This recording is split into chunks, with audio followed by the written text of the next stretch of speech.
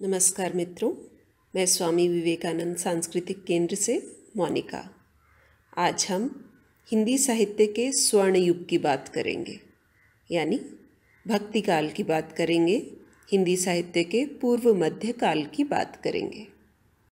भक्तिकालीन साहित्य, भक्ति काल या पूर्व मध्य काल को समझने से पहले हम यह समझें कि भक्ति क्या है।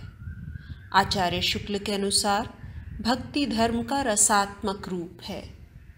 भक्ति आंदोलन है, दर्शन है, अर्थात एक सुदृढ़ वैचारिक भूमि पर स्थित है और 400 साल तक हिंदी साहित्य की प्रमुख भावना रही है। आचार्य शुक्ल भक्ति को दक्षिण से आया हुआ मानते हैं, लेकिन आचार्य हजारी प्रसाद द्विवेदी के अनुसार भक्ति भारतीय चिंतन धारा का ही स्वाभाविक विकास है।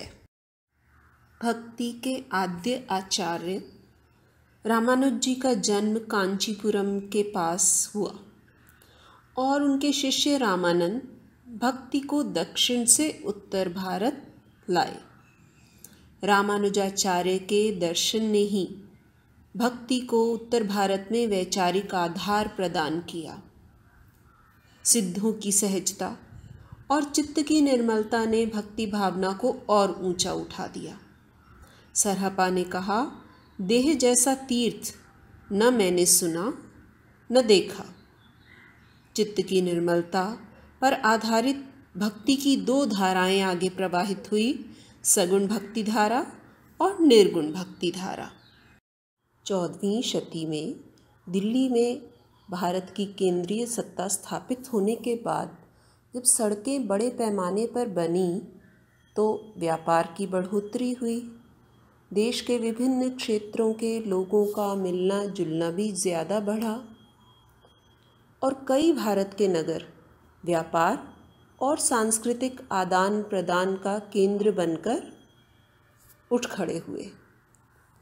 इन्हीं परिस्थितियों में रामानुजाचार्य के शिष्य रामानंद ने भक्ति को जन जन तक पहुंचाया। उस भक्ति को जन जन तक पहुंचाया जो सगुण और निर्गुण से परे है, उससे ऊपर की बात है। रामानंद जैसे आकाश धर्मी गुरु के शिष्यों में सगुण निर्गुण दोनों ही प्रकार के भक्त थे।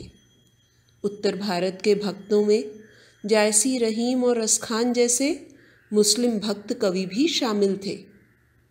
इसलिए भक्ति आंदोलन अखिल भारतीय था और इस भक्ति आंदोलन ने हिंदी साहित्य को कबीरदास, जायसी, सूरदास, तुलसी और मीरा जैसे भक्त कवि दिए। इसी कारण भक्ति काल हिंदी साहित्य का स्वर्ण युग।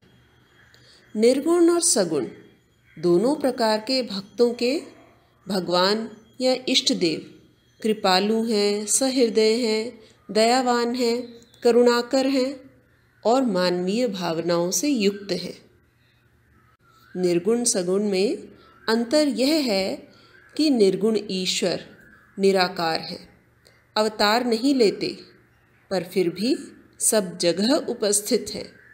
मानव की भांति जीवन लीला नहीं करते, पर सत चित्त आनंद है। सगुण भगवान राम के रूप में या कृष्ण के रूप में अवतार लेते हैं और मानव रूप में अवतार लेकर भक्तों के चित्त का रंजन करते हैं। दोनों ही प्रकार के भक्त कवि अनन्य और एकनिष्ठ भक्ति करते हैं। भारत की लगभग सभी भाषाओं में भक्ति साहित्य रचा गया, लेकिन हिंदी में सबसे ज़्यादा सर्वाधिक भक्त कवि हुए हैं।